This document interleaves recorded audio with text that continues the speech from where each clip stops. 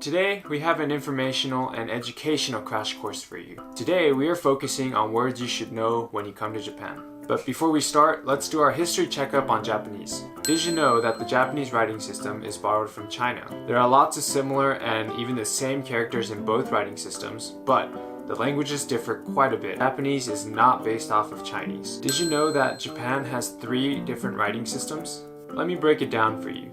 There is hiragana, katakana, and kanji. Hiragana and katakana are both phonetic alphabets consisting of 46 different letters. Hiragana and katakana are the exact same alphabet but just written slightly differently. Hiragana is used for normal writing and grammatical punctuations, while katakana is strictly used for foreign words and onomatopoeia. Then there's kanji. Kanji are logographic characters that are very similar to the Chinese characters. There is thought to be over 50,000 characters, but most of them are not even used. There's roughly 2,000 to 3,000 characters that most Japanese people will and should know. And finally, did you know that the word Japan is not even Japanese? Japanese people don't call their own country Japan. In Japanese, Japan is called Nihon or Nippon, and that means the land of the rising sun. So it's pretty cool. The origin of the word Japan is unclear, but it's thought to have derived somewhere from China maybe, because the word Japan in Chinese is Zipin or something like that. I don't have a good accent, but it sounds a little bit similar to Japan. Alright, for today I have a very special guest today, my lovely grandmother who will be joining us. She will show us an example of how a true native sounds. Now, you don't want to hear some bilingual young kid. Plus, when you're in Japan, you'll probably be hearing a lot more old people talk because, you know, the Japanese population for older people is a lot more than the younger generation. And for fun, we'll hear her say it in a rural accent. She grew up in Niigata on a farm until she moved out into Tokyo in her 20s. Niigata is a prefecture known for its countryside and known for its rice as well. So, she can switch to a Niigata accent when she wants to, but oftentimes she'll speak in a regular Tokyo accent. So today you'll hear her say some of the words with the countryside Niigata accent. Alright, let's begin.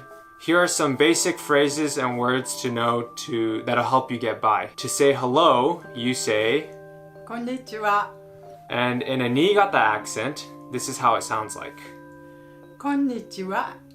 So I hope you see the difference there. It's a little bit different intonation. Now, to say thank you, you say ありがとうございます。 And in a Niigata accent, this is how it sounds like. ありがとう。 So as you see, it's very, very different. You say arigato, you know, it sounds a little bit different. I'm sure I sound a little funny. Now to say goodbye, you say さよなら。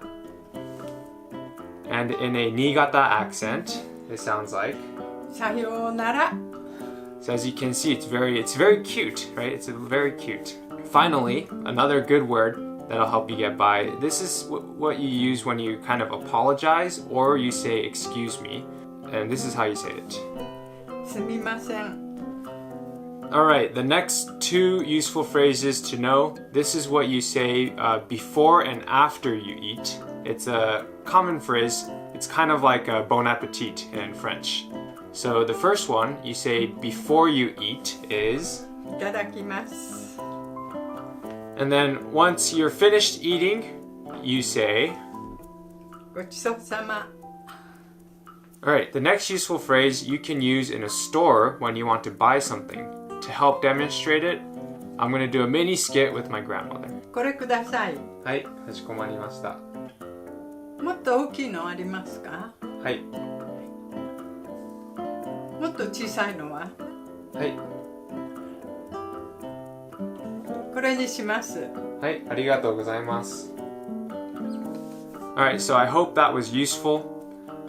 When you want to count, you can just say, if you know how to count in Japanese, great, but you can also just say it in English if you want to say how many you want. Japanese people will understand basic counting in English.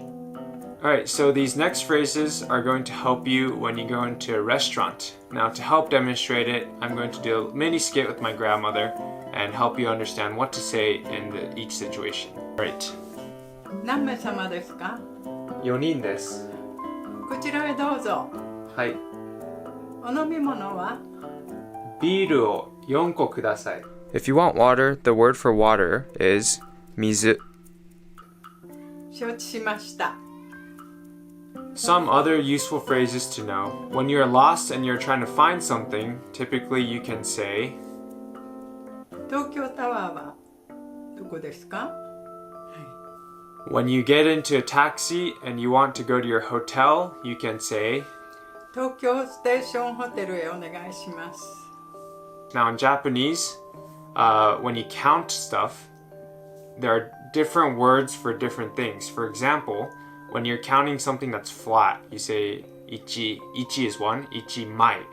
Or if you're counting something like people, the number conjugates differently. So I'll show you guys right now. But for people, this is how you count when you go into a restaurant. So this is how it sounds. 1人、2人、3人、4人、5人、6人、7人、8人、9人。